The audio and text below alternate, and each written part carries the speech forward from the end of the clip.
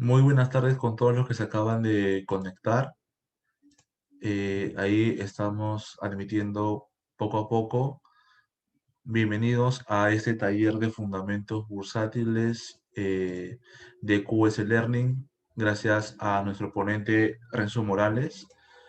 En breves minutos estaremos comenzando con este taller. No se olviden, por favor, de registrarse en el link de la descripción para que puedan participar del sorteo de una beca y de dos media becas. Gracias. Comenzamos en breve.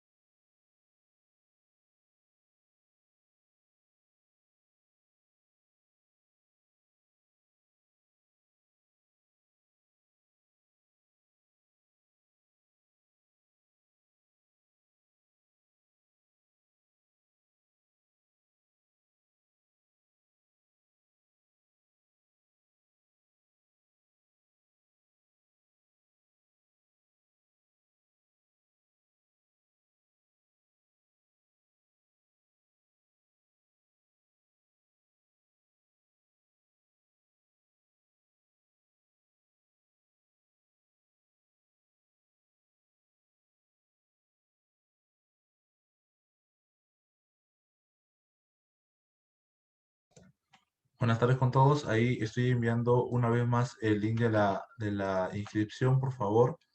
No se olviden que cuando terminamos este taller de fundamentos bursátiles impartido por Renzo Morales, vamos a hacer el sorteo de la beca y de las dos media becas para el curso de Essential Machine Learning con Python. El link es el que estoy poniendo en este momento. Eh, ah, un segundito. Me avisan si ya lo visualizan, por favor. Me avisan por el chat. Ya está, genial. Genial, Sofía, gracias. Excelente. No se olviden de registrarse porque al final del taller vamos a sortear una beca y dos semibecas. Comenzamos en unos minutos, por favor. De acuerdo que se vayan conectando.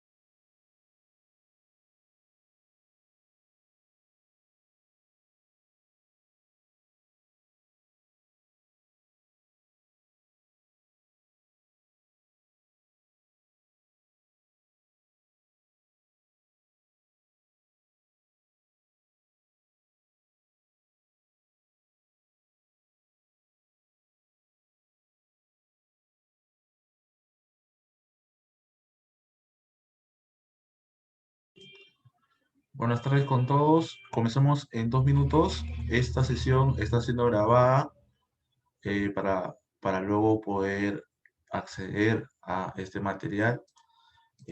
No se olviden que después de ese taller de fundamentos bursátiles impartido por Renzo Morales, se hará un sorteo de una beca y de 2 semibecas para el curso de Essential Machine Learning with Python, ¿sí?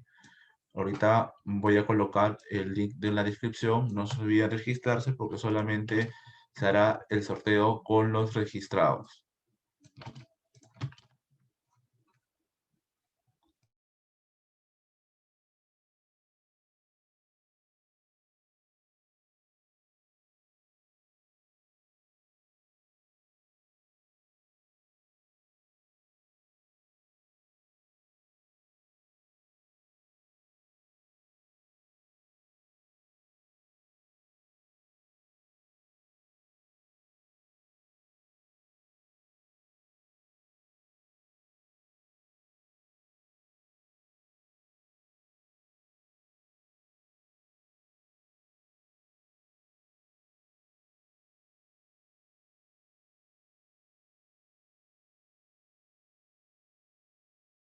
Listo, siendo las 7:15 ya comenzamos.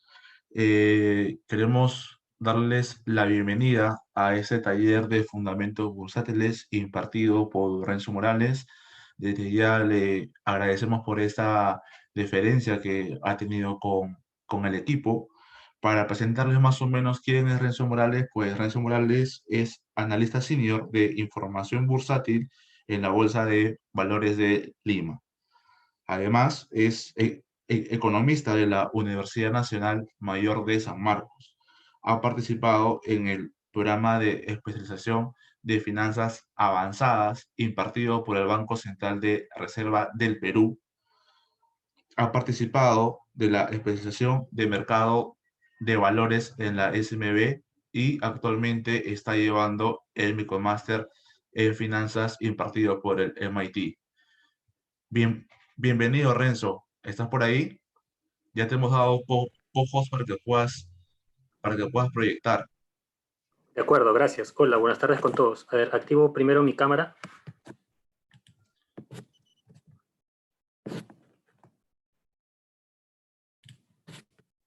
No sé si la cámara ya está activa o todavía.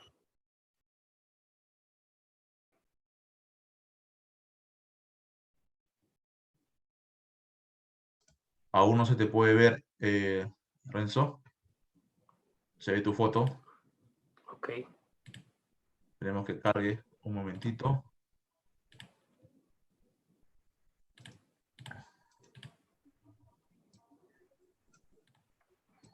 Bueno, para no perder tiempo, mejor voy compartiendo la pantalla.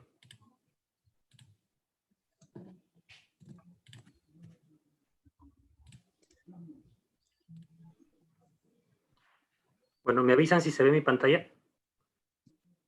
Sí, ya se ve, Renzo. Ya, listo. Buenas tardes con todos. En principio, gracias a QS Learning por la invitación. Estoy tratando de minimizar algunas cosas que no me dejan ver mi pantalla. Ya está. Ahora sí. Bueno, les decía buenas tardes a todos. Muchas gracias por la invitación. Básicamente esto va a ser una especie de conversación sobre temas de bolsa. Hay tanto que hablar sobre fundamentos bursátiles como le he titulado a la pequeña charla de hoy. Pero bueno, asumiendo que el... No,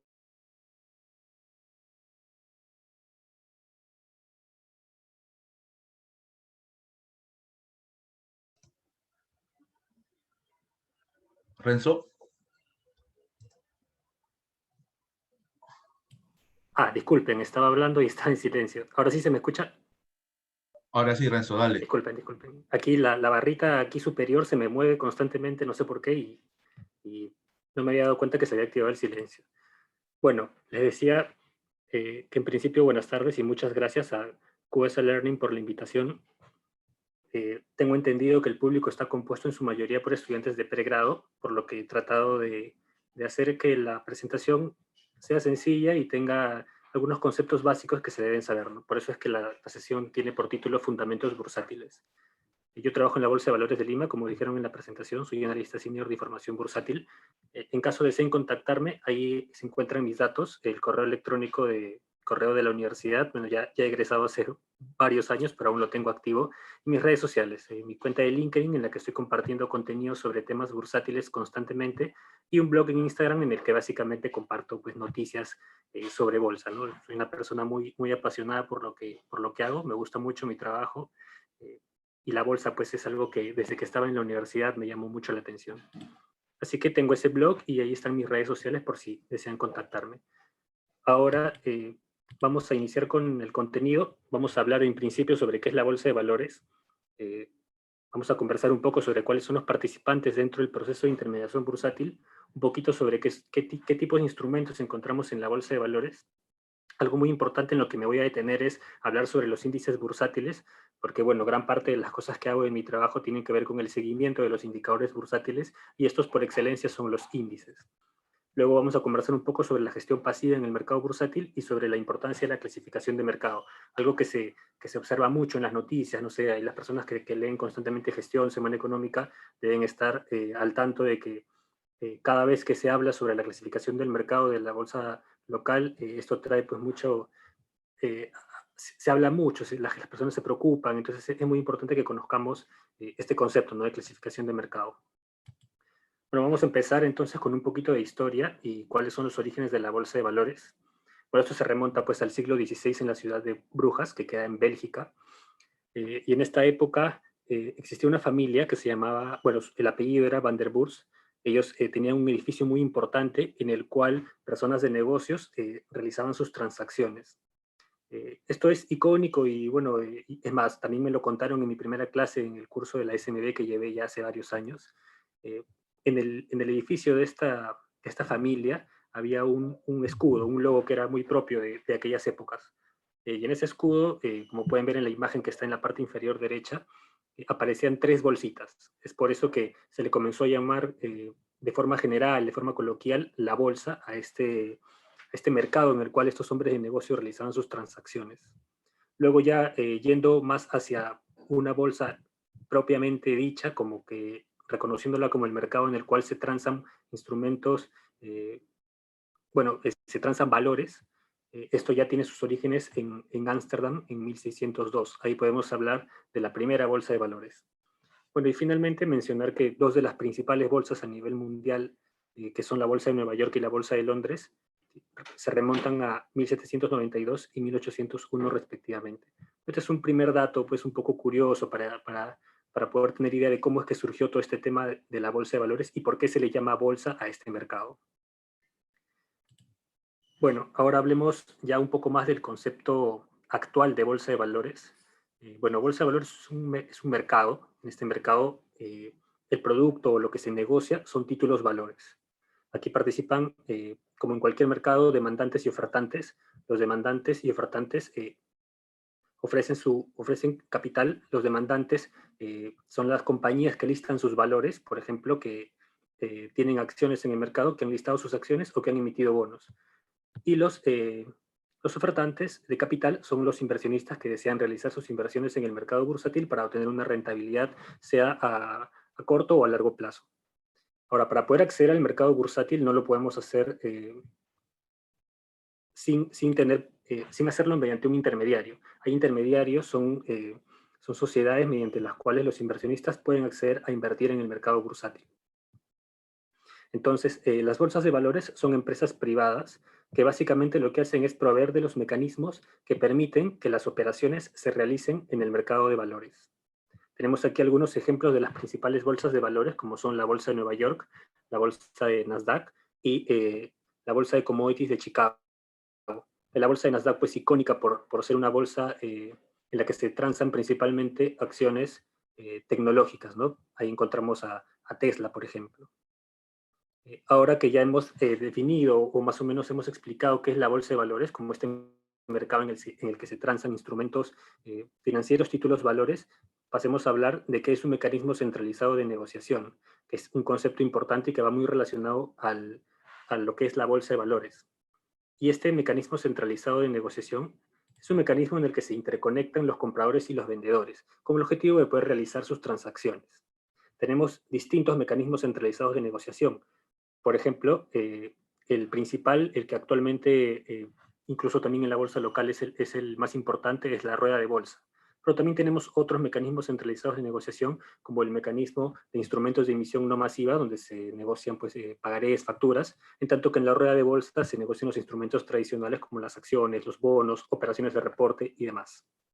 Ahora, dentro de la rueda de bolsa, que es el principal mecanismo centralizado de negociación en la bolsa de valores, la rueda de bolsa puede ser una rueda presencial, una rueda viva voz, o también llamada negociación en piso, o puede ser también netamente electrónica. Entonces, ahí a la derecha pueden ver un par de imágenes. La primera de ellas hace referencia a la negociación en piso. En este caso, la imagen es tomada de la Bolsa de Londres. Ese es el ring bursátil en el que se negocian commodities, bueno, futuros de commodities, y como pueden ver, esa es negociación presencial. Y a la derecha pueden ver una imagen porque hace referencia a una plataforma de negociación que es como mayormente se dan las operaciones actualmente, ¿no? En la Bolsa de Lima, por ejemplo, actualmente ya no hay negociación en piso, todo es electrónico y se hace a través de Millennium, que es el software que la Bolsa de Valores provee al mercado para que los inversionistas puedan realizar sus transacciones. Bueno, dicho esto, pasemos ahora a conversar un poco sobre quiénes son los participantes en el proceso de intermediación bursátil. Ya les había mencionado hace un momento que un inversionista que quiere realizar operaciones en el mercado bursátil no lo puede hacer directamente, sino que requiere de un intermediario. Entonces vemos aquí, pues, en este pequeño gráfico, tenemos a la Bolsa de Valores como la entidad que provee la infraestructura para que se realice la negociación de los instrumentos. También tenemos a las sociedades agentes de bolsa, que es un intermediario que hace la conexión entre el inversionista y el mercado, que en este caso es la bolsa de valores. Aquí aprovecho para comentar algo adicional. Eh, Intermediarios que nos permitan invertir en instrumentos financieros, principalmente tenemos dos: las sociedades agentes de bolsa y las sociedades intermediarias de valores. Las sociedades intermediarias de valores principalmente permiten que los inversionistas realicen su inversión en instrumentos que no están listados en un mecanismo centralizado de negociación. Es por eso que hace un momento tomé el tiempo para definir qué era. Entonces, esa es una sociedad intermediaria de valores, ¿no? Podemos invertir en instrumentos que no están listados en la bolsa. En cambio, la sociedad agente de bolsa lo que hace es permitir que los inversionistas accedan al mercado, y en este caso sería un mercado que cumple con ser un mecanismo centralizado de negociación. Entonces, en términos sencillos, para acceder a la bolsa de valores requerimos ser clientes de una sociedad agente de bolsa. Más o menos en el gráfico es lo que he intentado representar. Hay unos ejemplos de 3 sociedades agentes de bolsa. Tenemos Calpa, Credit Corp y Seminario.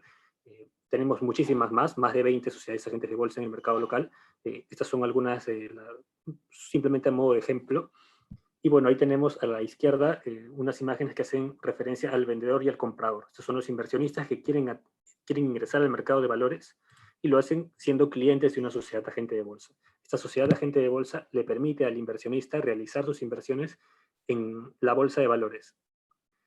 Eso es por el lado del inversionista. Ahora, por el otro lado, por el lado del emisor, tenemos compañías que están interesadas en obtener fondos. Estos fondos los pueden hacer mediante la emisión de instrumentos de deuda, como por ejemplo bonos o certificados de corto plazo, instrumentos de corto plazo, o también lo pueden hacer mediante el listado de sus acciones. Esas son las dos formas tradicionales en las cuales las compañías acceden a la bolsa de valores para poder captar los fondos. Ahora, dentro de todo este ecosistema también participan otras dos principales entidades. Una de ellas es el regulador, que es la Superintendencia del Mercado de Valores. Ellos se encargan de regular y supervisar el mercado. Y Cavalli, que es la institución que se encarga de la transferencia, custodia, compensación y liquidación de los valores. Estas ya son más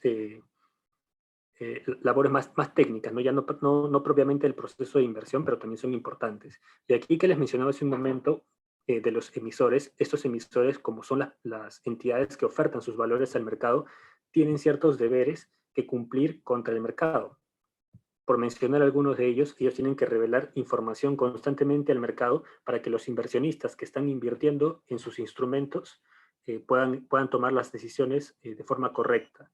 Por ejemplo, ellos diariamente o cada vez que hay un evento muy relevante, tienen que informar mediante un hecho de importancia todo aquel acontecimiento que contenga información material. es decir, que contenga información que pueda afectar el precio o la cotización de los valores que están listados en el mercado y que por ende los inversionistas adquieren o pueden adquirir. La SMB cumple aquí el rol de supervisar que todo esto se cumpla de forma correcta.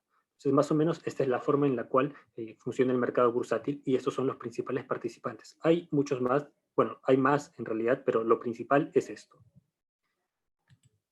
Bueno, ahora pasemos a hablar un poquito sobre los instrumentos bursátiles. Principalmente tenemos a los títulos valores que los podemos clasificar en dos grandes categorías. Aquellos instrumentos que nos permiten tener exposición o participación patrimonial y los instrumentos de deuda. Dentro de los que otorgan participación patrimonial en la sociedad tenemos los más conocidos que son las acciones. Tenemos a los ETFs, fondos de inversión, certificados de suscripción principalmente. Y por el lado de la deuda tenemos a los bonos y a los papeles comerciales. Entonces, las acciones, más adelante tenemos un slide en el que hablamos específicamente de las acciones, pero bueno, básicamente las acciones nos permiten ser dueños de una parte del capital de la compañía. Los ETFs son en realidad son instrumentos también de renta variable que nos permiten acceder a una canasta de valores. Más adelante también lo vamos a ver, pero por decir, ¿no? Una persona que quiere invertir en el S&P 500 puede hacerlo mediante el SPY, que es el ETF que replica este índice. Esto lo vamos a ver más adelante, pero bueno, aquí que estamos hablando de los instrumentos disponibles, tenemos esta posibilidad, ¿no? De adquirir instrumentos que permiten tener exposición a una canasta en la bolsa. También tenemos la posibilidad de invertir en fondos de inversión y también en certificados de suscripción. Quizás aquí me detengo un poquito en certificados de suscripción para que puedan tener claro de qué se trata. Y es que cuando una compañía ha emitido acciones inicialmente, luego tiene la posibilidad de seguir haciéndolo. Si lo quiere volver a hacer después, ellos tienen que darle la preferencia a los actuales accionistas para que ellos puedan mantener su posición dentro de la compañía, es decir, que no se vea alterada la participación que tienen. Si un accionista posee el 0.1% de participación en la compañía y luego la compañía va a emitir más acciones, si él no suscribe estas nuevas acciones, su participación se vería reducida. Entonces ellos tienen la posibilidad de suscribir esas acciones, es decir, de adquirir las nuevas acciones para que su participación no se vea alterada. Si el accionista no quiere suscribir a esas acciones, tiene la posibilidad de incluso negociar estos certificados de suscripción. Es por ello que aquí en este gráfico se puede ver que es un instrumento más susceptible a negociación cuando hablamos de la renta variable. Ahora, por el lado de la deuda, los emisores o las compañías que listan en bolsa tienen la opción de emitir instrumentos como los bonos o los papeles comerciales que hacen que el inversionista sea un acreedor de la compañía, de tal forma que al vencimiento de un plazo específico, el emisor tenga que devolverle al inversionista el principal de su inversión y además probablemente le ha venido pagando cupones en ciertos periodos. Los bonos son instrumentos de mediano a largo plazo y los papeles comerciales son instrumentos de corto plazo. Entonces, principalmente esto es lo que podemos observar en el mercado bursátil. Ok, me dicen que vaya un poquito más lento. Bueno, ahora tenemos también la definición o dos conceptos muy importantes que son los de mercado primario y mercado secundario. Cuando hablamos de mercado primario, estamos haciendo referencia a la primera vez que un emisor oferta sus acciones en el mercado. Eso está ligado con el concepto de oferta pública inicial, IPO en inglés, Initial Public Offering, que es cuando la compañía es una compañía que no es pública todavía, pero desea pasar a ser pública, por lo tanto accede a la lista sus valores por primera vez en el mercado bursátil y los inversionistas adquieren las acciones de esta compañía y esta ya se encuentra listada y susceptible de ser negociada posteriormente en el mercado secundario. Entonces, el mercado secundario es aquel mercado en el cual las acciones comienzan a dar vuelta y comienzan a pasar de mano en mano entre los inversionistas. Por ejemplo, cuando empezábamos la sesión, aquí voy a retroceder, porque aquí hay una imagen.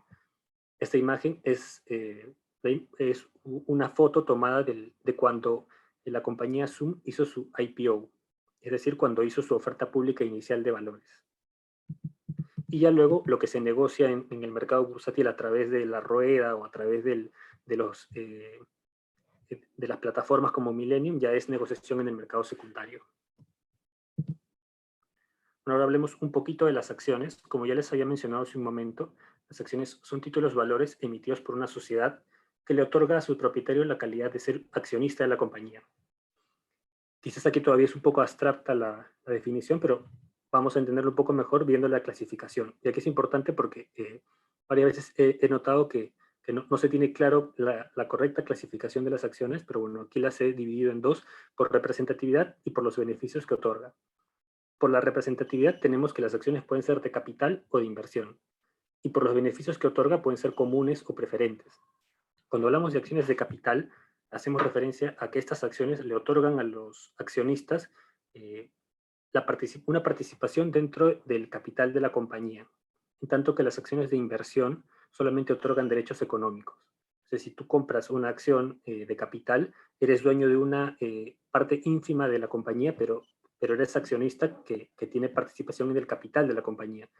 Una acción de inversión no, únicamente otorga derechos económicos. Y de hecho, las acciones de inversión son un concepto ligado a la legislación peruana, al mercado de valores peruano. Ahora, la otra clasificación es la de comunes o preferentes. Aquí cuando hablamos de acciones comunes o también conocidas como acciones ordinarias, nos estamos refiriendo a aquellas acciones que otorgan derecho a voto en las juntas de accionistas y que además le otorgan a los accionistas la posibilidad de hacerse beneficiarios de ciertos beneficios económicos que puede repartir la compañía.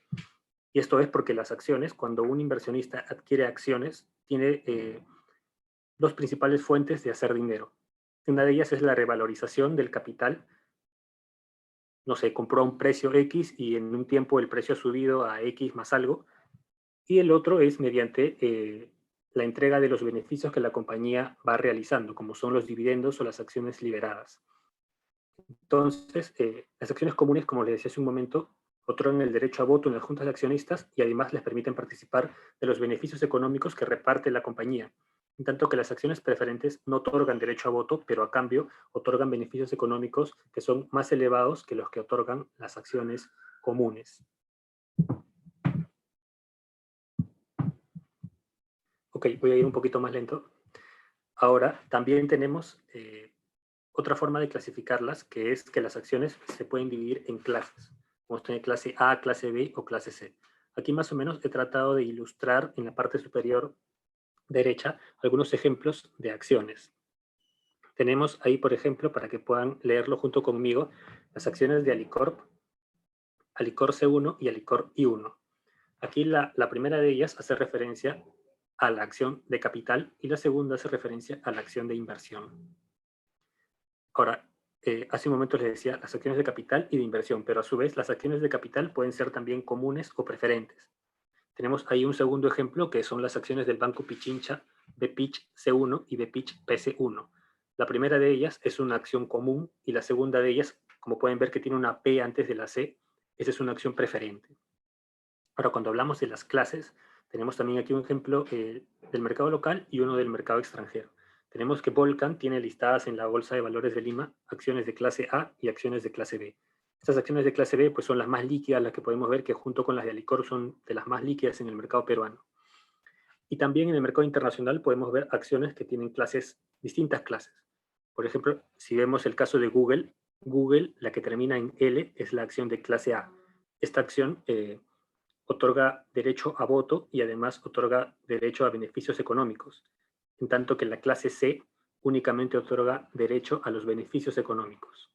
Y ahí coloqué la pregunta de si existe la clase B. En efecto, si existe la clase B, no está listada en el mercado porque las acciones de clase B de Google están únicamente en propiedad de los fundadores de la compañía. Entonces, resumiéndolo, las acciones se pueden dividir en acciones de capital, de inversión.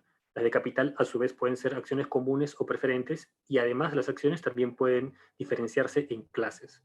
A veces, por mandatos de la Junta de Accionistas, se quiere repartir un dividendo extraordinario o algo similar a ello y se hace diferenciación de las acciones mediante clases. Entonces, esta información, o para que puedan empaparse un poco más de esto, lo pueden encontrar en el boletín diario de la Bolsa de Lima, por ejemplo. Ahí pueden encontrar un montón de información respecto a todos los tipos de acciones y ustedes mismos hacer el ejercicio de identificar qué acción es común, qué acción es preferente, cuál es de capital o cuál es de inversión. Bueno, ahora hablemos de los índices bursátiles. Bueno, los índices bursátiles en realidad son simplemente números. pero su importancia radica en que estos números nos sirven como indicadores para poder hacer seguimiento al desempeño de un mercado. Tenemos aquí una imagen de pues, el que es quizás el más icónico índice bursátil de todos los que existen, que es el S&P 500, índice que nos permite hacer seguimiento del mercado norteamericano a Wall Street. Y aquí tenemos un gráfico para más o menos, quizás están familiarizados con esto ya, pero igual de repente algunos no, así que lo mencionamos. Ese gráfico, que es la evolución del S&P 500, nos permite ver cuál ha sido la tendencia o cuáles han sido los momentos en los cuales el mercado ha mostrado tendencia alcista o tendencia bajista.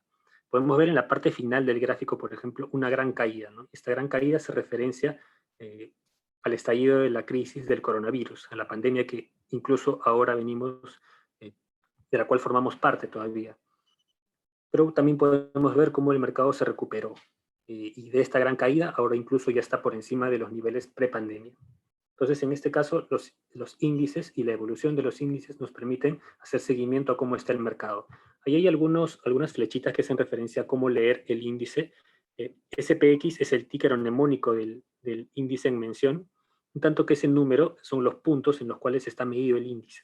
Y las variaciones sobre estos puntos son los que nos permiten identificar si el índice está con una tendencia alcista o tendencia bajista.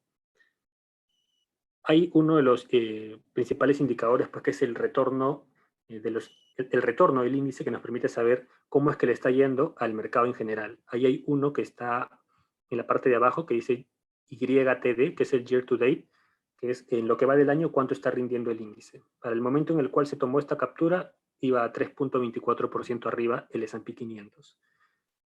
Ahora, aquí he colocado también el top 5 de constituyentes del S&P 500 a modo de referencia para que puedan luego buscarlo ustedes mismos. Podemos notar que aparecen las acciones de Apple, Microsoft, Amazon, Facebook y Google.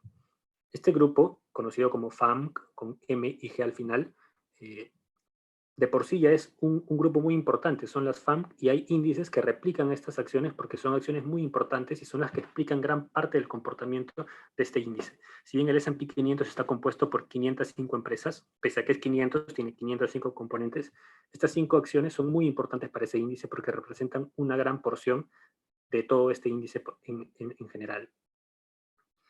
Entonces, bueno, básicamente eso es un índice, un indicador que nos permite hacer seguimiento al mercado. Ahora, estos índices también se pueden clasificar. Tenemos una gran variedad de formas de clasificarlos. Aquí he colocado las principales para que podamos tener claro al momento de realizar la lectura de documentos, como les he mencionado hace un momento, el boletín diario que publicamos diariamente en la Bolsa de Lima. De acuerdo al tipo de activo, los índices se pueden clasificar en índices de renta variable, de renta fija o de commodities. Por ejemplo, tenemos que el S&P 500 es un índice de renta variable, porque los constituyentes o las acciones que están dentro de la cartera del S&P 500 son acciones todas. Por ejemplo, hay una familia muy importante de índices, que es la familia de los índices de commodities de Goldman Sachs, y esta tiene una gran variedad de índices que nos permiten hacer seguimiento a distintos mercados de commodities: cobre, oro, plata, petróleo.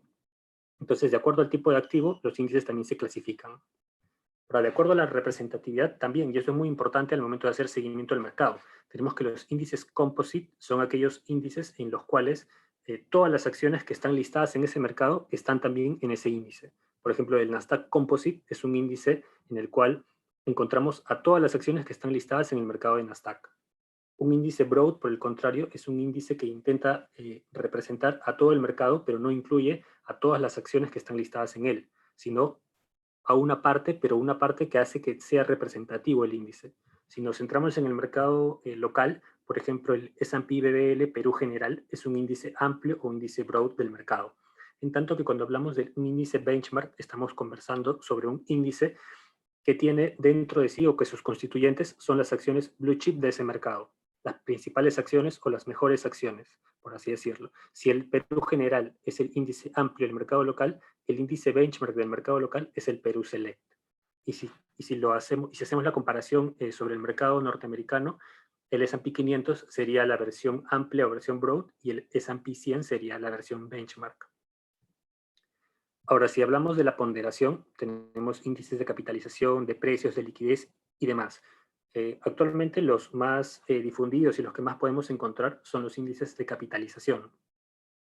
Y aquí hace referencia a que los pesos que se le asignan a cada uno de los valores que forman parte de la cartera del índice han sido asignados de acuerdo a la capitalización bursátil de cada uno de los constituyentes.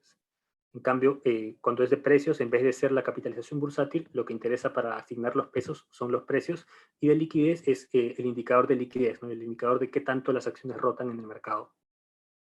Cuando hablamos de sector, también encontramos distintos índices tecnológicos, mineros, industriales y de una gran variedad de sectores. Si entramos al boletín de la Bolsa de Lima, por ejemplo, podemos ver el índice S&P BBL Mining, que hace referencia a que son acciones únicamente del sector minero, también el S&P BBL Consumer, y así para cada uno de los sectores. De acuerdo al origen geográfico, también tenemos índices globales, regionales, locales. Por ejemplo, MSCI, un gran proveedor de índices a nivel global, tiene un índice muy icónico, el MSCI AGWI, que sigue a la renta variable global, ¿no? Este sería un índice global. También tenemos el MSCI Latinoamérica, o de mercados emergentes también, que ya es más regional, y el MSCI Perú, que ya sería local, ¿no? Para un país en específico. Ahora, por el tipo de retorno, y aquí sí, esta clasificación es una de las más importantes: retorno total, retorno del precio y retorno neto. A este le he dedicado una lámina en específico, así que lo omitimos ahora y lo vemos más adelante, porque es muy importante. Bueno, y también por la moneda, los índices se expresan en distintas monedas, y también de acuerdo a la temática. Eh, Múltiples temáticas: fintech, inteligencia artificial, sostenibles, como dice ahí. Aquí en la Bolsa de Lima tenemos uno de los principales, que es el IBGC, el S&P BBL IBGC, Índice de Buen Gobierno Corporativo, que incorpora dentro de sus constituyentes aquellas acciones que son emitidas por emisores que cumplen ciertos estándares de gobierno corporativo. Entonces, esa es una clasificación de acuerdo a la temática del índice. En la parte de abajo podemos ver el nombre completo de un índice y cómo es que este se clasifica según lo que acabamos de mencionarles hace un momento. El S&P BBL, Perú General, Perú Select, disculpen, en dólares, retorno total. Entonces aquí vemos, este índice es de renta variable, este índice es benchmark porque es el Perú Select, como les mencionaba hace un momento. El Perú General sería la versión amplia del índice. Este índice es ponderado por capitalización bursátil, eso está definido en la metodología del índice, y además es retorno total en dólares. Y esa es la parte final que podemos encontrar el nombre: USD, dólares, TR, retorno total. Y este mismo nombre, y es más, aquí abajo el mnemónico, es el que van a encontrar cuando ustedes realicen la búsqueda de los índices al momento de querer seguir cierto mercado. Entonces, así es como van a encontrar el nombre, y ahora ya más o menos pueden tener una idea de a qué hace referencia cada parte del índice, ¿no? Y a qué hace referencia, si es en retorno total, si es en dólares, si es un índice amplio o no, y demás. Ahora hablamos del tipo de rendimiento, que les decía que era una de las clasificaciones, quizás la más importante al momento de hablar de índices bursátiles. Y tenemos que hay retorno de precio, retorno bruto y retorno neto. Retorno total bruto y retorno total neto. Retorno de precio hace referencia a la performance del índice, pero concentrándonos únicamente en las variaciones de precio de los constituyentes. En cambio, el retorno total bruto considera la variación de los precios de los constituyentes, pero además considera también los beneficios que estos constituyentes han entregado y que se asume que se han reinvertido en comprar más de las mismas acciones. Es por eso que el retorno total es superior al retorno del precio, debido a que incorpora pues esos beneficios que las acciones van repartiendo. Como les mencionaba hace un momento, por ejemplo, dividendos. Y el retorno total neto es el retorno total, pero al que se les descuenta aquellas retenciones de impuestos que tienen que ver pues al momento de hablar, por ejemplo, de las ganancias de capital y demás temas tributarios. Pero principalmente hay que tener en claro el retorno del precio y el retorno total como categorías de medición de retornos. Y esto es importante, incluso ahí hay una gráfica que les he preparado. Podemos ver el Nasdaq 100, que es la versión benchmark del Nasdaq, y podemos ver en rojo la versión retorno total y en azul la versión retorno del precio. Pueden ver que la versión retorno total es superior porque esta pues incluye los beneficios que están repartiendo las compañías que están incluidas dentro del índice. Incluso cuando vemos a los índices de la bolsa local, nosotros difundimos principalmente a los índices en versión retorno total. En cambio, los índices que podemos ver en las páginas de Bloomberg, de Reuters, son índices en versión retorno del precio. Entonces, por eso es que esta clasificación es importante al momento de comparar los retornos de distintos índices bursátiles. Lo coherente sería que comparemos índices de retorno total con su misma categoría y los de retorno del precio también con los de su misma categoría, para no infravalorar ni sobrevalorar los retornos de algunos índices. Bueno, ahora aquí les comparto algo a lo que yo le hago seguimiento bastante, que es a mirar a los principales índices para cada uno de los países o de bloques económicos más importantes.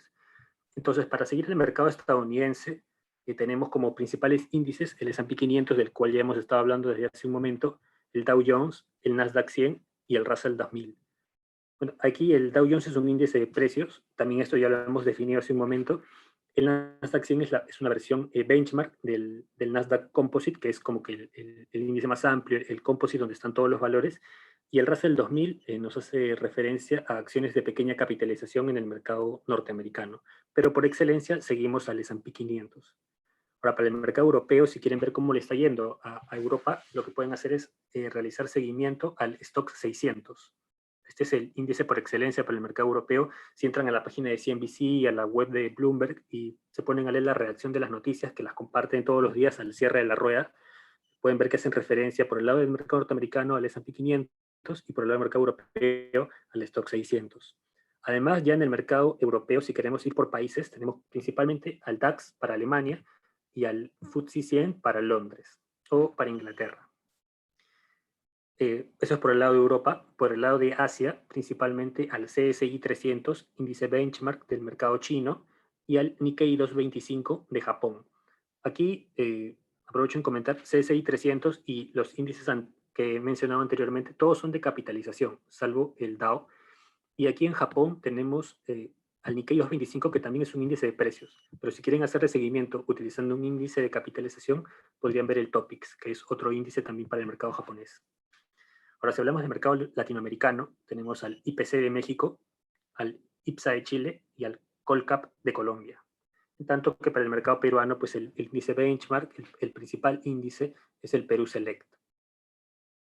Entonces, si alguno de ustedes luego de esto quiere empezar a hacer seguimiento del mercado, podría iniciar enfocándose en estos índices para saber cómo es que le está yendo a cada uno de esos respectivos mercados.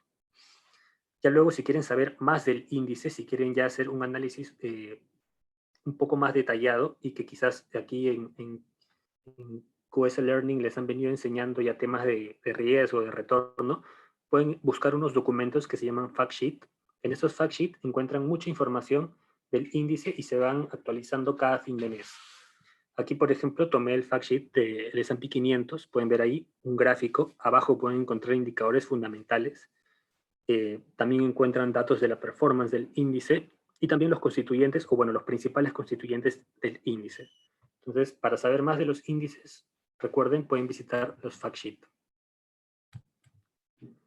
Ahora hablemos un poco de los proveedores de índices. Si bien ya sabemos que existen índices y que los utilizamos para hacer seguimiento a distintos mercados o segmentos del mercado, ¿quiénes son las entidades que están detrás de estos índices? Pues esas son los proveedores de los índices, que son compañías especializadas en la creación, cálculo y mantenimiento de estos indicadores. Además, ellos lo que hacen es licenciar el capital intelectual con el cual han creado estos índices para luego poder comercializarlos para que otras entidades puedan realizar productos de inversión pasiva sobre estos índices. Aterrizando esto un poco en un lenguaje un poco más sencillo, tendríamos pues que el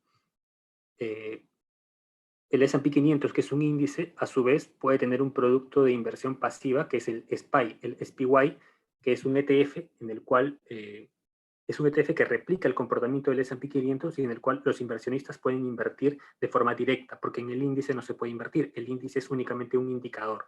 Pero la gestión pasiva hace referencia a que podamos invertir en estos indicadores, pero mediante la adquisición de productos de inversión como son los ETFs en este caso.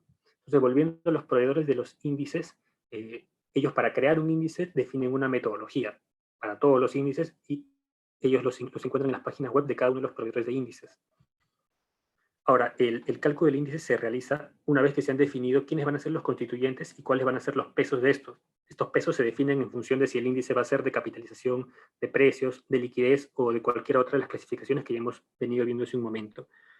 Y el mantenimiento del índice se realiza para que se pueda definir cuando haya un evento corporativo importante que requiera que el índice se rebalancee o algo similar a ello. Rebalanceos hacen referencia, también es algo que probablemente encontrarán en las noticias cuando empiecen a averiguar un poco más sobre los índices, hace referencia a las fechas en las cuales los constituyentes y los pesos de los índices se alteran. Por ejemplo, para los índices locales tenemos como fechas de rebalanceo marzo y septiembre, el tercer viernes de cada mes, y en esas fechas ingresan nuevos valores a la cartera o salen algunos también de la cartera y a su vez los pesos son alterados. Si bien los pesos se alteran todos los días de acuerdo a la negociación de los valores, es en estas fechas que son las más importantes, las fechas de rebalanceo, donde además de cambiar los constituyentes, se asignan nuevos pesos en función a la performance pasada del índice que se ha observado.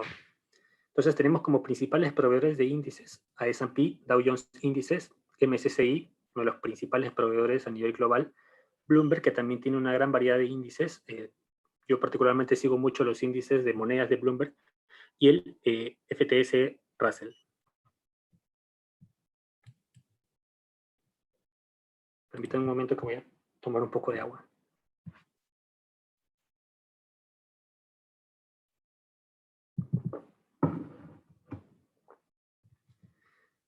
Bueno, ahora sí, continuamos. Estábamos hablando también de gestión pasiva, que es el proceso de inversión a través del cual el gestor de un fondo toma decisiones de inversión, pero con el objeto de replicar el comportamiento de un índice de referencia que toma como benchmark.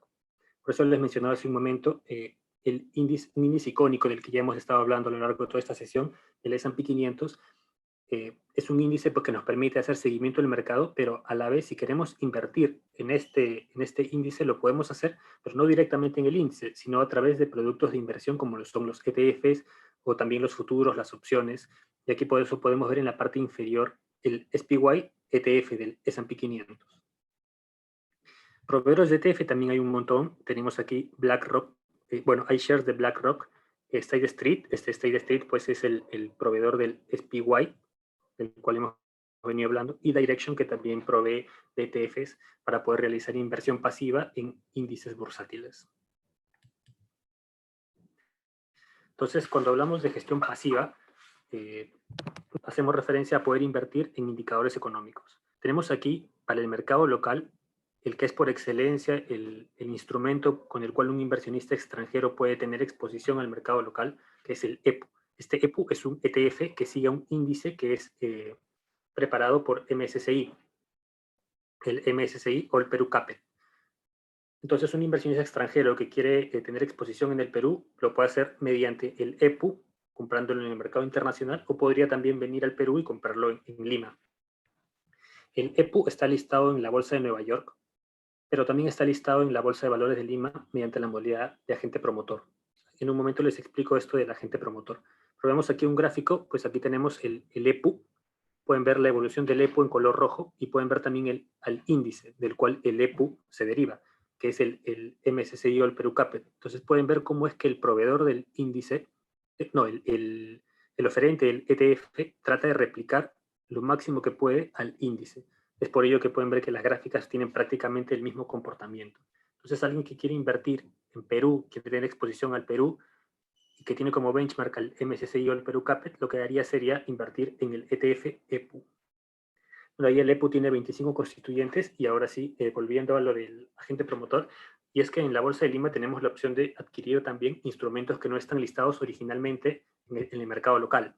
Por ejemplo, en la Bolsa de Lima podemos comprar SPY, podemos comprar Tesla, podemos comprar EPU, que son instrumentos que están listados en otras bolsas. En este caso, EPU, que está listado originalmente en la Bolsa de Nueva York, pero que sin embargo también se puede adquirir mediante la BBL, porque estos instrumentos están listados bajo una modalidad que se le llama agente promotor.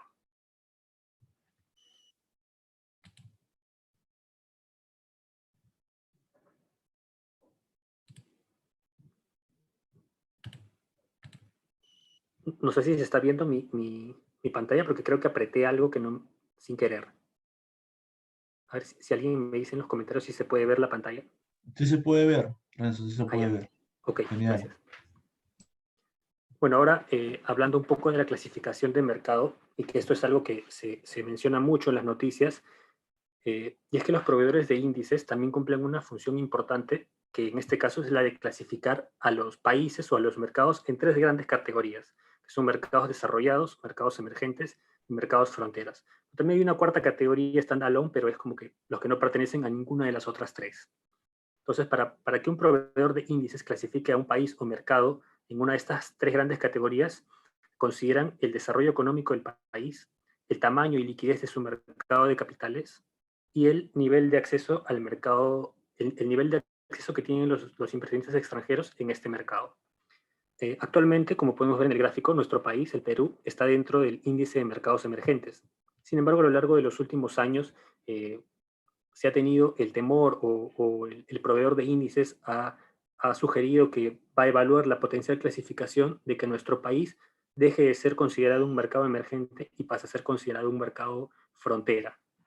Y eso pues genera mucho revuelo, la gente se preocupa mucho, y esto tiene que ver porque los gestores de fondos consideran a estos índices, o bueno, a estas categorías de países que están dentro de los emergentes, de los desarrollados, de los frontera, para poder replicar a los índices. Entonces, si un gestor de fondos tiene dentro de su benchmark a un índice de mercados emergentes, y Perú está dentro de esta categoría de mercado emergente, pues los capitales fluyen hacia el país, o fluyen, mejor dicho, fluyen hacia los constituyentes de este índice, que en este caso serían títulos que son valores que son originalmente del país.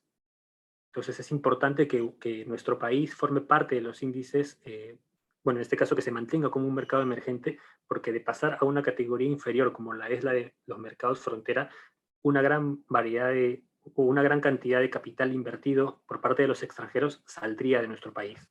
Creo que es importante que se mantenga la categoría como se ha venido haciendo, ¿no? Desde hace 5 o 6 años que se viene hablando de la potencial degradación del Perú a frontera. Hasta ahora no se ha dado porque los esfuerzos que vienen realizando las autoridades han funcionado y han permitido que el Perú se mantenga como un mercado emergente. Entonces, ya que hemos venido hablando de esto, aquí les presento al MSCI de mercados emergentes. Este es el índice del cual hemos venido conversando hace un momento, muy importante. Y aquí tenemos que el Perú representa 0.5% del índice y cumple con tener tres valores que forman parte de esta cartera, cuáles son Credit Corp, Buenaventura y Sauder. Ahí están los mnemónicos BAP, BVN y SCCO.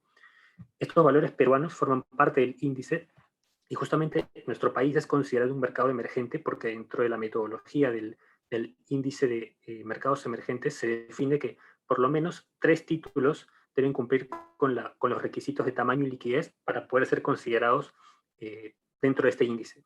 Si el país tiene 3 valores que cumplen con estos requisitos, el país es considerado un mercado emergente. Nosotros tenemos a esos 3 valores locales que cumplen con esos requisitos y que por lo tanto son incluidos en este índice y que por lo tanto nuestro país es considerado mercado emergente. Hay un cuarto índice que ahora también ha pasado a formar parte de los índices de MSCI, pero para la categoría de Small Cap, que es la acción de IFS, pero también es potencial candidato a luego incorporarse dentro de esta categoría de mercado emergente, junto con Credit Corp, Buenaventura y Sauder. Ahora, si queremos invertir de forma pasiva en este índice, como les mencionábamos hace un momento, tratando de enlazar todos los conceptos que hemos venido conversando, podemos hacer una inversión pasiva en el MSCI de mercados emergentes a través del ETF que lo replica, el cual es el EEM. Este índice también está listado en la Bolsa de Lima y se puede adquirir tranquilamente en la rueda en cualquiera de estos días. Bueno, ya son ya nos hemos pasado a las 5, así que vamos a ir terminando, pero les voy a compartir un pequeño tip, o que quizás ya lo saben, pero bueno, por ahí que alguien no lo conoce. Hay dos palabras que son muy utilizadas en el lenguaje bursátil y que ahora que les he venido diciendo al momento que revisen las noticias o comiencen a averiguar más sobre bolsa, son los términos bullish y bearish. Estos dos términos hacen referencia a la tendencia que se está observando en el mercado. Bullish cuando es alcista, bearish cuando es bajista. ¿Y por qué se les ha colocado esto? Bueno, en realidad provienen de los términos bull y bear, que son palabras en inglés que significan toro y oso, y se utilizan para hacer referencia al mercado alcista y al mercado bajista debido a que los dos animales icónicos que representan el mercado bursátil, que son el toro y el oso, atacan de esa forma. El toro ataca hacia arriba, por lo tanto representa la tendencia alcista, tendencia bullish, y el oso zarpa hacia abajo, su ataque es hacia abajo, por lo tanto representa a la fuerza bajista del mercado, y se le conoce pues como tendencia bearish. Además hay un ratio muy...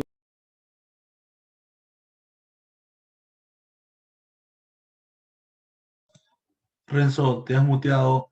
Renzo, te has muteado, Renzo. Uy, no me di cuenta. Te quedaste en que ver es alcista o bajista y bull es alcista. Ah, ya. Sí, sí, le decían, estos términos bullish y bearish tienen que ver con la forma en la que estos dos icónicos animales, el toro y el oso que representan a la bolsa, el toro pues ataca hacia arriba y el oso zarpa hacia abajo. La forma en la que atacan es la que le da el nombre a estas tendencias alcistas y bajistas dentro del mercado bursátil. Y hay un indicador muy importante, el ratio Bull-Bear, que lo pueden buscar, lo comparte el Investor Intelligence, que nos permite saber pues, qué tan bullish o qué tan bearish está el mercado. Y es por eso que estos dos animales son tan icónicos y hacen tanta referencia al mercado bursátil, ¿no? Empezábamos hablando del origen de la palabra bolsa con este escudo con las tres bolsitas y terminamos de la misma forma haciendo referencia a estos dos icónicos animales que le dan origen a estas palabras bullish y bearish en el mercado. Eso ha sido una pequeña introducción, creo que por parte se ha ido muy rápido, pero no quería pasarme más allá de las 5. Es una introducción, conceptos principales dentro del mercado bursátil. Si tienen alguna consulta, alguna duda o algo no quedó claro o quieren, no sé, mayor explicación sobre algo, ahí les había dejado mi correo electrónico y también me pueden escribir si gustan por LinkedIn o a través de mi blog en Instagram y con mucho gusto podemos conversar más sobre bolsa. Aquí en QS Learning seguro van a aprender mucho sobre temas cuantitativos y todo, pero bueno, creo que también valía la pena tener un poco claro algunos conceptos al momento de hablar de la bolsa de valores. Eso es todo por mi parte y les agradezco mucho por la atención. Muchas gracias, Renzo. A ver si es que hacemos una pequeña ronda de preguntas, por favor. Esperamos unos minutitos mientras que están colocando en el chat las preguntas.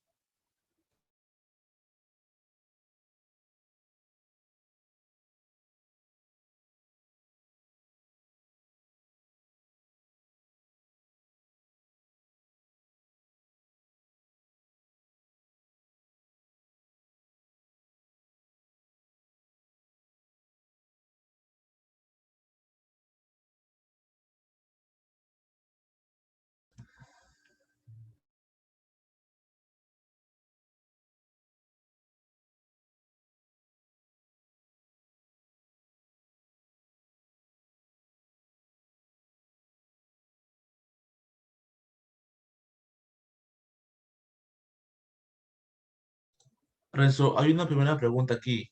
Leo Sánchez dice, quizás nos podrías mencionar un poco sobre el mercado de derivados financieros en el Perú. ¿Qué tan representativo es frente a la renta variable? Bueno, al menos si hablamos en términos de bolsa, en términos bursátiles, actualmente en la Bolsa de Lima no se pueden negociar instrumentos derivados, solamente se negocian instrumentos de renta variable, instrumentos de renta fija y operaciones de reporte. Puedes hacer instrumentos derivados, pero ya no es mediante el mecanismo bursátil, ¿no? Ya no se hace mediante la Bolsa de Lima. Algo que no les mencioné es sobre las operaciones de reporte, eso sí lo pueden hacer y también pueden hacer ventas en corto, pero derivados en sí, en la Bolsa de Lima de momento no.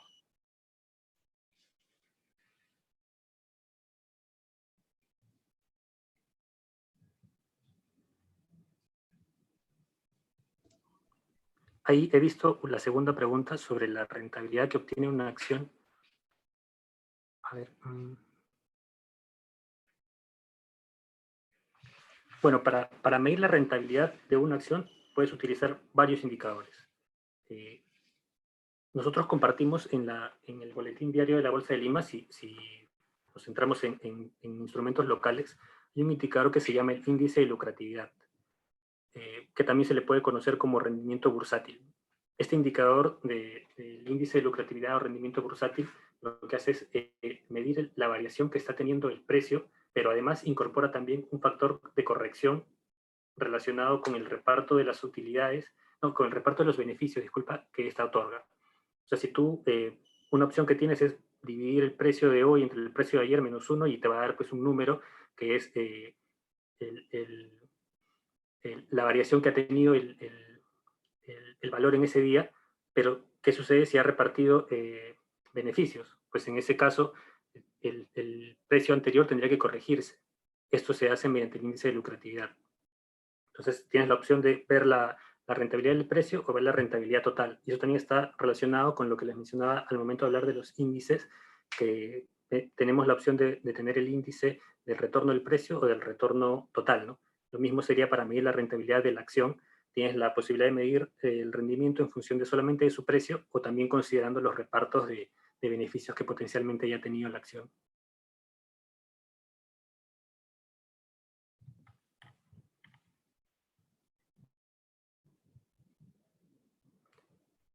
Bueno, sobre eso de la SUNAT en realidad no puedo hablar porque creo que se entiende, ¿no? Trabajo ahí y no podría emitir ningún juicio de valor al respecto.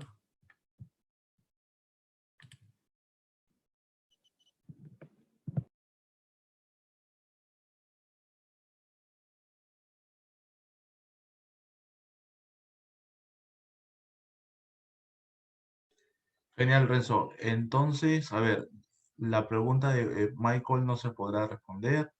La de Rafael sobre los ETFs, ahí está. Ahí hay una pregunta más de Rafael Gómez. Esa me parece que ya la contestaste sobre los ETFs.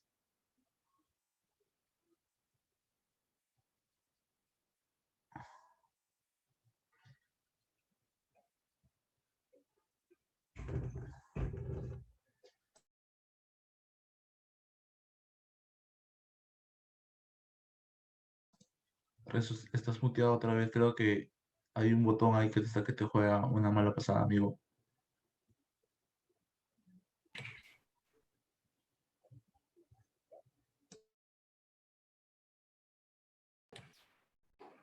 ¿Se me escucha? Vale, Renzo, sí, sí, sí. Se te escucha, se te escucha.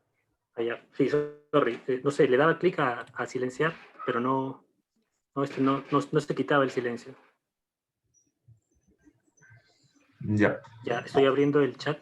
Sí, hay una pregunta de Wendy Malma que dice acerca de los fondos mutuos. ¿Nos podría comentar, por favor? Bueno, en realidad, así como mencioné que habían acciones, ETFs y demás instrumentos, también hay fondos de inversión. Eso pueden hacerlo mediante la bolsa de valores, pero los fondos mutuos en realidad pueden ustedes invertir sin necesidad de acceder al mercado bursátil. Entonces, es un instrumento que no está supeditado a hacerlo mediante la bolsa. De acuerdo.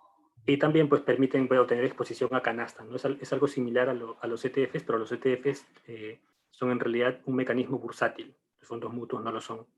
Ahí veo otra pregunta. ¿Una persona natural puede invertir en la bolsa? ¿Qué debe tener en cuenta si es la primera vez? Por supuesto que una persona natural puede invertir. A eso se le llama inversionista retail. Y lo que tiene que tener en cuenta es primero que la inversión bursátil es una inversión principalmente de largo plazo. No es para comenzar a invertir y pensar que rápidamente pueden realizar su inversión, salvo casos pues muy particulares, pero debería de ser eh, considerada como una inversión de largo plazo. Tiene que tener en cuenta cuál es su perfil de riesgo. Para eso tiene que acercarse a una sociedad de agente de bolsa, como la mencionaba también al inicio de la charla, y la sociedad de agente de bolsa pues hará ciertas evaluaciones, le pedirá que llene ciertos formularios y en función de eso se determinará cuál es su perfil como inversionista. La SAT no le va a recomendar en qué instrumento invertir, pero sí le puede dar una idea más o menos de cuál es el perfil para que pueda tomar las mejores decisiones.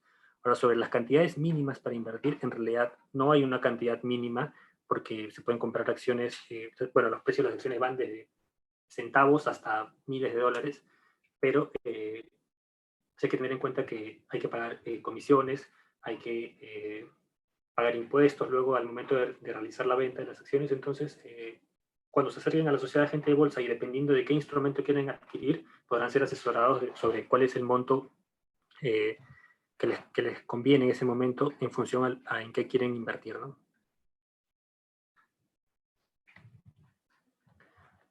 Bueno, creo que hasta aquí lo dejamos. Si desean conversar un poco más sobre esto, me pueden escribir a mis redes sociales y con mucho gusto los atiendo. Sobre bibliografía, bueno, en términos quizás no tan académicos, sino lo que les recomiendo en realidad es leer mucho sobre noticias, visitar mucho sobre las páginas web como CNBC, Bloomberg, Reuters. También les recomiendo que entren a la página de BlackRock si quieren saber sobre índices, porque en la web de BlackRock hay un curso entero de índices bursátiles y de productos de inversión pasivos. Entonces, esto no es un libro, pero yo lo considero como algo para poder aprender más sobre estos temas. A las páginas CNBC, Bloomberg, Reuters, BlackRock para el curso ese que les mencionaba sobre productos bursátiles, sobre índices, sobre gestión pasiva. De hecho, mucho del contenido que comparto en mi blog sale de estas páginas que les acabo de mencionar, ¿no? Así que ahí podrían aprender bastante sobre bolsa, así como yo también he ido aprendiendo desde que comencé a trabajar en esto. Muchas gracias, Renzo. Muchas gracias por todas tus enseñanzas el día de hoy. Un fuerte abrazo. Gracias a ustedes por la invitación. Ojalá que haya sido de provecho. Igual los invito a averiguar más sobre bolsa. Anímense a participar en el mercado. Cualquier cosa me pueden contactar, como les dije, y pues que les vaya muy bien a todos en estos tiempos. Que estén bien ustedes y sus familias. Gracias. Genial, genial. Muchas gracias. Estimados participantes, aún no se vayan porque vamos a proceder con el sorteo. ¿Correcto?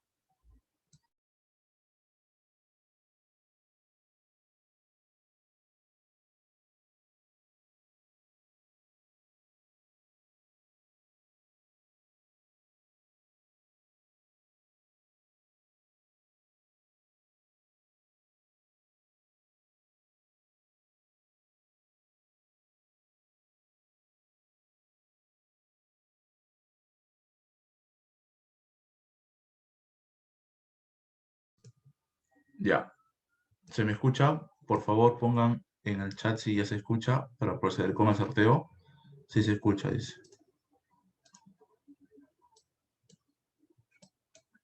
De acuerdo.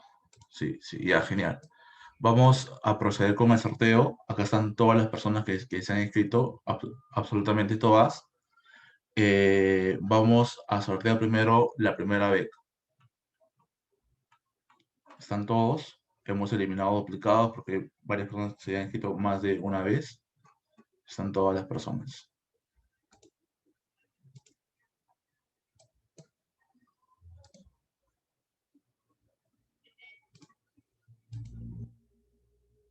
Listo.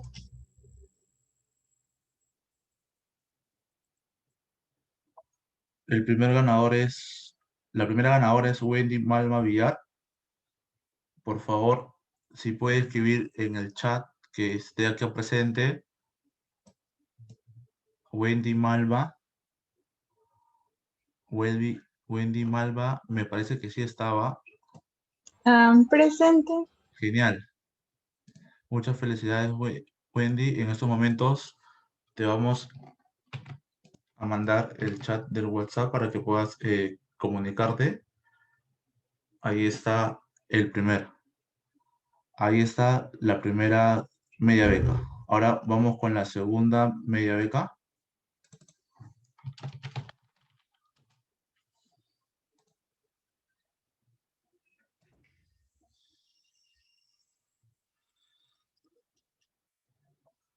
La segunda media beca ha sido por Josué Tonki. Josué está por ahí. Josué, a ver si está Josué por ahí.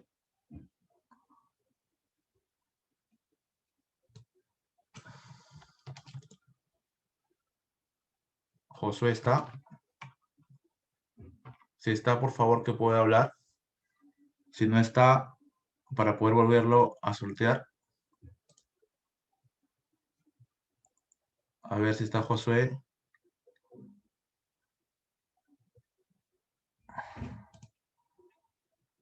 Ya, no está. No está Josué, ¿no? Josué, tienes 10 segundos más. Josué, escribe si estás, por favor. Escribe si estás. Vamos a ver, voy a buscar igual, de igual manera Josué. José Tunki y Nostroza. Te veo que sí estás en el Zoom, pero si no comentas, lamentablemente no te vamos a poder dar la media beca. Josué,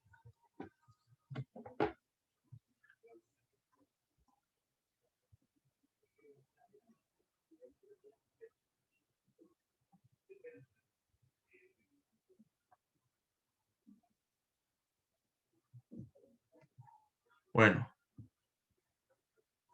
no contestó Josué. Atentos, muchachos, para la siguiente. Josué no contestó, pues Josué perdió la segunda media beca.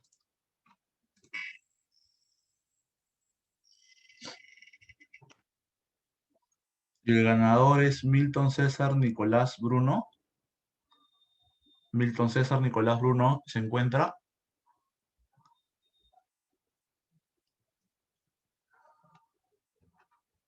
Milton César Nicolás. Milton César Nicolás. Bueno, yo veo que acá está. A ver si que responda en el chat, a ver si está. Milton César Nicolás Bruno. Tienes 10 segundos, por favor. Milton César Nicolás, pon en el chat que sí estás.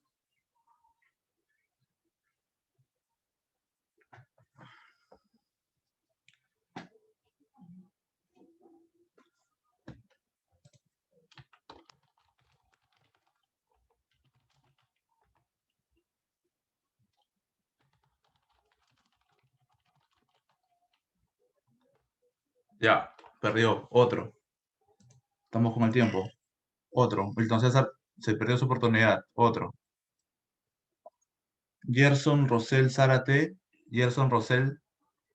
Gerson Rosell. Gerson Rosell. Iván Zárate.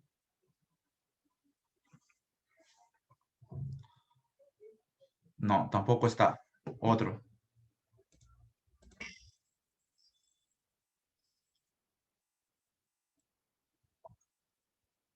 Terry Marshall Gutiérrez Pinillos.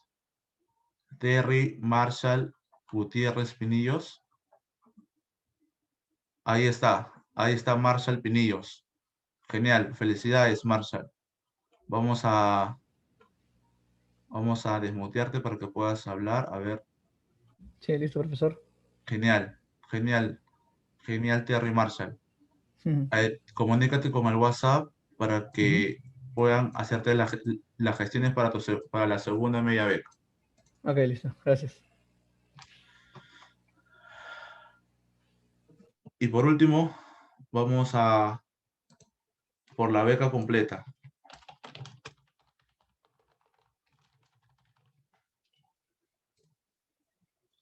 A ver, vamos ahorita por la beca completa.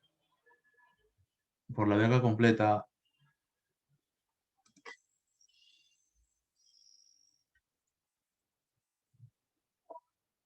Elizabeth Canchumani Cóndor.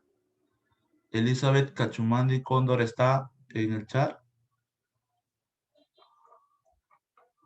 Elizabeth se encuentra en el chat. Elizabeth está. No veo ninguna Elizabeth. 10, 9, 8, 7, 6, 5, 4, 3, 2, 1. Bueno, siguiente, ya. A pedido del público, siguiente.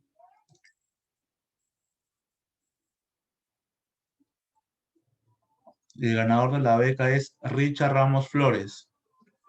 Richard Ramos Flores está en el chat.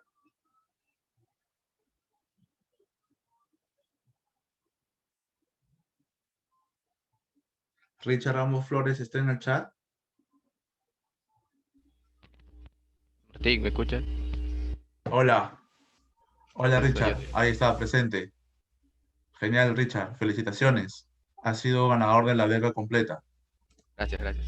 Ahí te pasamos el link para que puedas comunicarte con el equipo. Genial. Muchas gracias. Muchas gracias a todos. Así es la suerte, muchachos. Felicidades a Wendy, a Terry y a Richard. ¿Sí? Por favor, no se olviden de seguirnos en nuestras redes sociales, ya que próximamente vamos a dar más sorteos, más becas y más semibecas.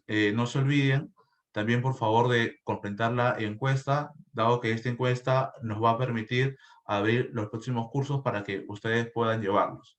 Y los próximos talleres que también van a ser gratuitos. ¿Sí? Muchas gracias. No se olviden de seguirnos en nuestras redes sociales. Gracias por su participación y esto fue todo por QS Learning. Gracias.